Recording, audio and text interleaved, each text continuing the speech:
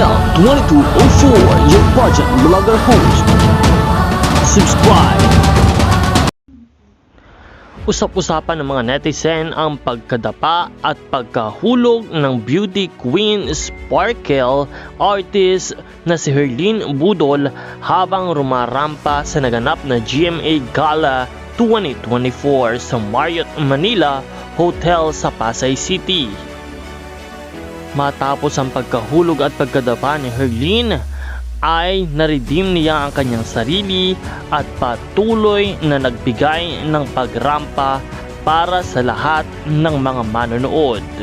Nagpapatunay na si Herlyn Nicole Budol ay patuloy na magbibigay ng lakas at inspirasyon para sa lahat ng mga sumusuporta sa kanya.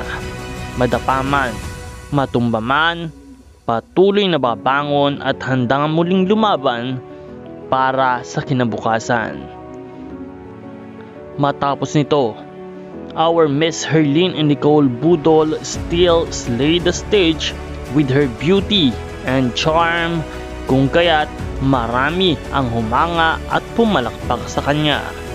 Kung nais mo pa ng iba pang mga updates, please do subscribe this YouTube channel at maraming salamat sa iyong panonood.